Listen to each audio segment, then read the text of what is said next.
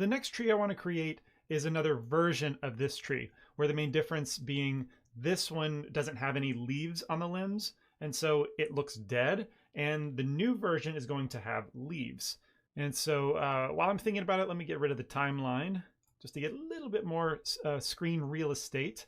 And I will select the components of this tree and move it off to the left in the x-axis.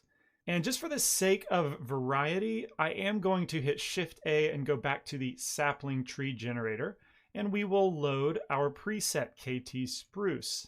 And oh, so it looks like it's not everything that we created, right? We're missing some branches. What is this limit import? Limited import tree to 2 levels and no leaves for speed. That's good to know. I guess that when we saved our preset, we had that enabled, which did not take into account, let's see, the extra branch splitting level 2. Okay, so yeah, I guess we had it at 3. Okay, so that's good to know. I suppose that in hindsight, what we should have done is uncheck this. And actually, yeah, so I think if we overwrite our preset, KT_spruce, make sure we spell it correctly. And let's see, if I export the preset, it should give me that preset already exists. So enable overwrite, export preset. So now we should have the real preset with all the settings. That's good to know. Stumbled upon that limit import option.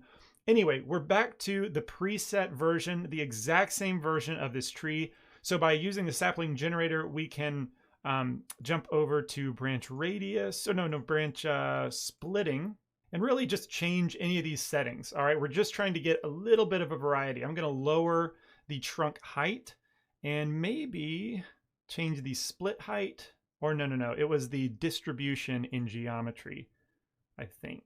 Yeah, branch distribution. All right, I'm going to even that out a little bit just so it's not so tightly packed down here at the bottom. And that's good enough for me to represent a different tree. But I am keeping the exact same trunk, and I'm going to show you why. So let's click on our tree to conclude the sapling generation. And I will tab into edit mode, Control L on the central trunk control points, and delete them. Okay, now I can select this trunk, duplicate it, right click and Alt G to move it back to the center. Okay, I want to maintain that detail, though we could, change the diameter slightly. If I select the bottom, enable proportional editing, S and Shift Z so it only scales the diameter, and then maybe make that a little bit smaller. So it's, still a variety, all in the name of variety to avoid repetition. And the big difference with this tree is we're going to hand model the leafy limbs. Now, while I'm thinking about it, remember that we lowered the resolution of the curve. If I go to the curve data and lower it down to 2, or actually I think we were at 1 on the other tree. For this tree, I want to make it 2, just to have a little bit more geometry, and I'll show you why. From here, I can click the object menu and choose convert to mesh. Okay, so now our branches, we're going to manually edit the mesh data. And the last little section of branches down here, I want to still have no leaves. So I'm going to select those with my C circle select and just maybe go to wireframe and select verts at the very bottom. All right, Control L till I have everything at the bottom selected. And a little bit more in here.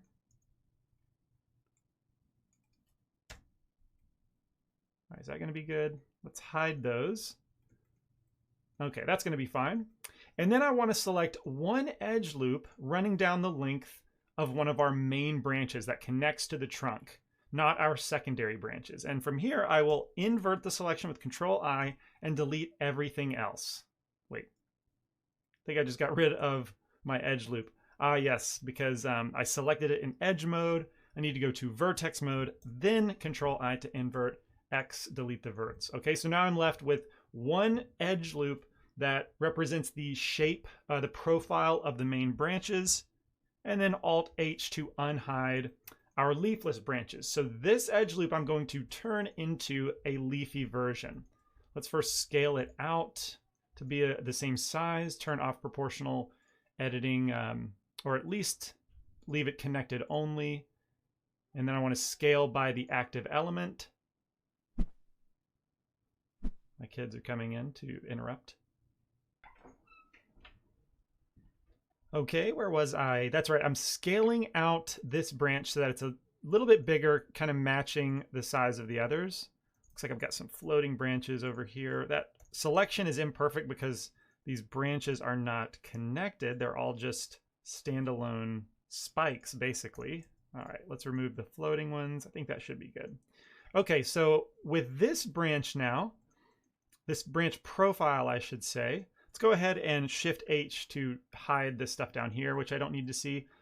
What I'm going to do with this branch is turn off proportional editing and extrude out to the side and down at an angle, and then extrude one more time down and at a slight angle.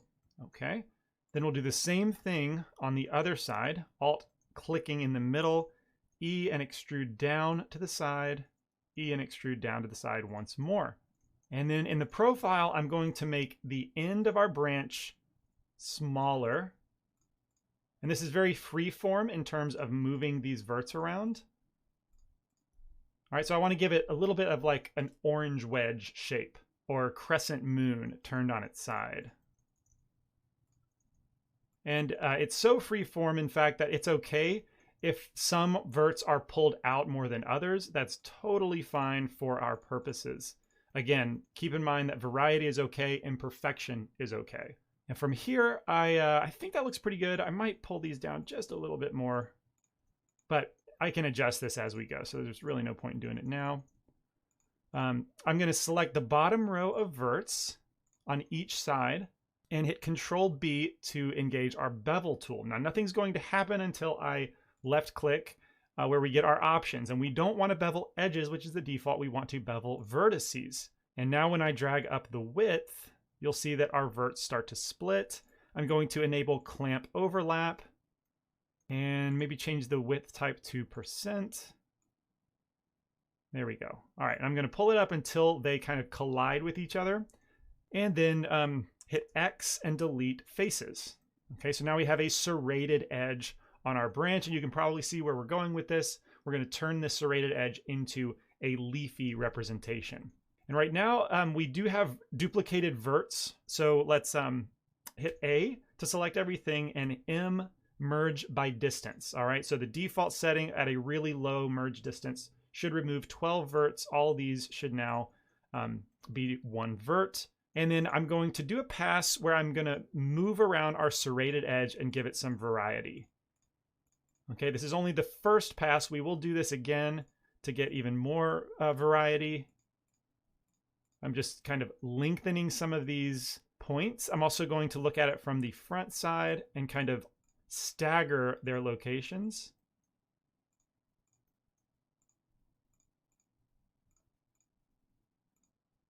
Some of the verts I like to pull really high towards the center of the branch, and others, pull down.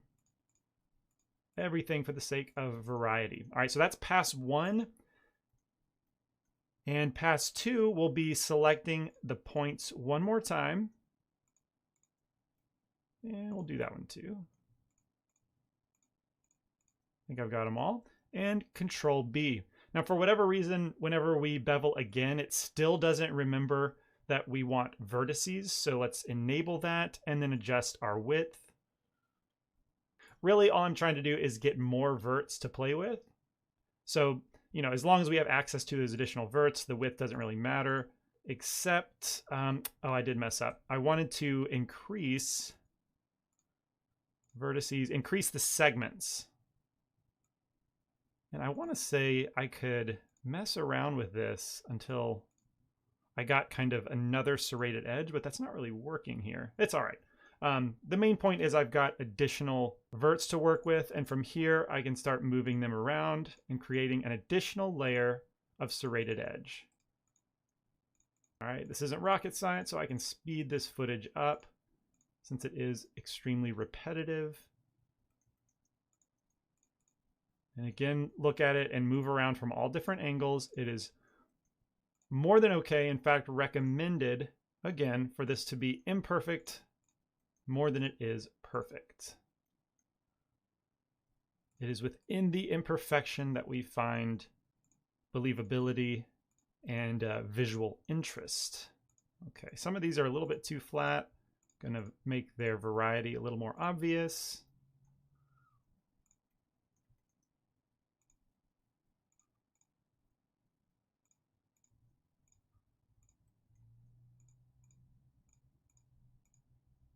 And it's also okay that we're not working with all quads or even triangles. There's n-gons involved here, and that's fine.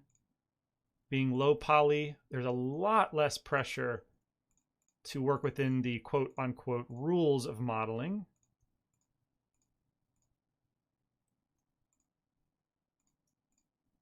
Okay, I think that's going to work out good. In object mode, I can right-click and choose Shade Smooth. And now we've got a branch that we can start duplicating around. Now, at first, I'm going to duplicate with Shift-D, right-click, and then use our cursor, since it's at the origin, and rotate around, right? All these branches are going to rotate around the trunk. And I can move that up. And with my initial duplication, I do want to, make it unique to the original one. So let's change our pivot to active element, enable proportional editing, and then we can rotate this to make it kind of bend the other way. Maybe make it curve a little bit more. And then also do a pass with proportional editing turned off, where we move around our serrated edge. We only have to do this for the initial duplication, because once we do this once or twice, the variety will be unique enough so we don't have to worry so much about it. But just doing one extra pass of moving these things around should hide the fact that it's a duplicate.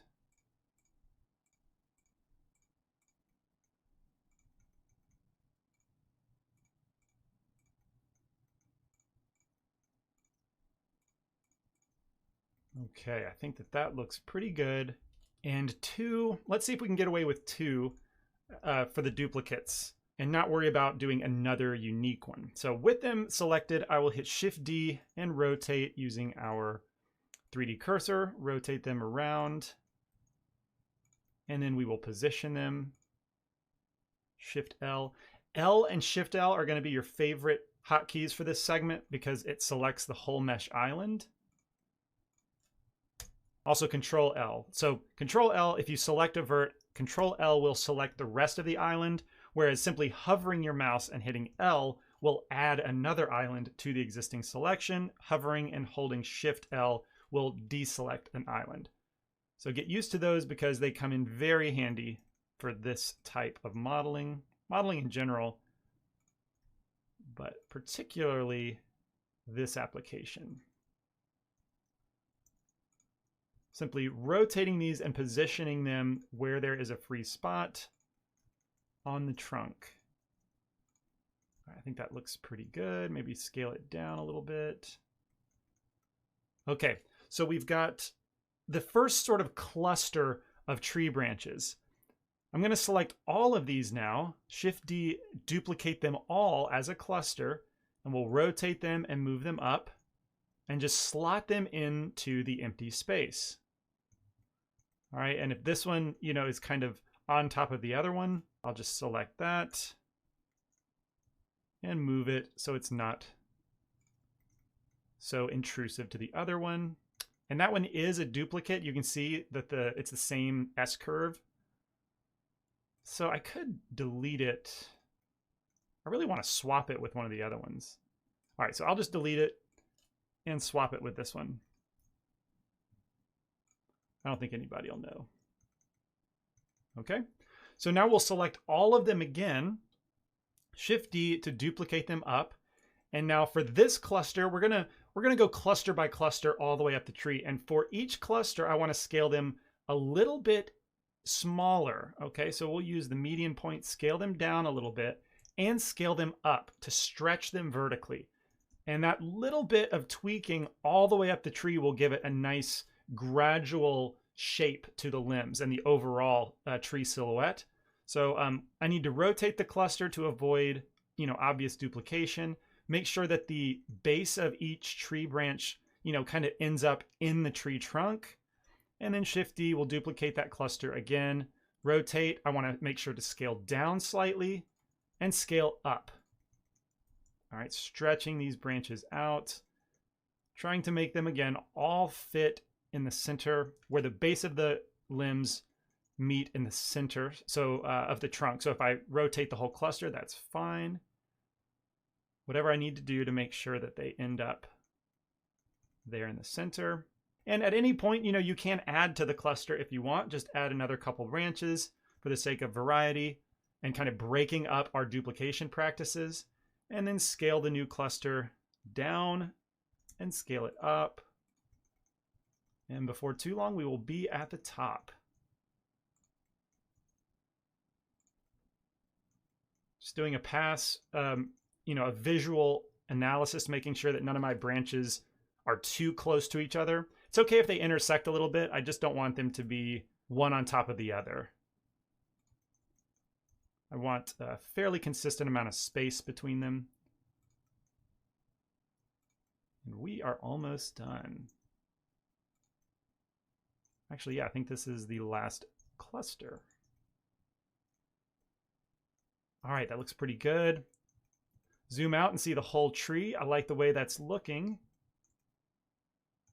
All right, one test that we can do is the silhouette's going to be really important for these trees, because once we add the atmospheric effects, a lot of trees you'll only be able to see the silhouette. Kind of goes with the style that we're after. So if we want to test it, I can go to our shading menu, choose a single color and flat, and just make this, either leave it white or turn it all the way to black so that we can see the silhouette. And I think this is going to work really, really well for our living spruce tree. Now, in the silhouette, it looks like this branch is kind of floating off in space. So let's move that down, maybe scale it vertically.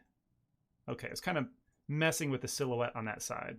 But, keeping an eye on that kind of stuff is going to benefit the final render. So next, I'm going to create a Christmas tree style fir where it's going to be triangular in shape and built from these same parts. We're going to start with the same trunk, scale it down, and once again, duplicate our clusters of leafy branches into a shape, duplicating all the way around the trunk until we end up with that triangular Christmas tree silhouette, at which point we will be done with our 3 main trees and we'll be ready to create a material for them.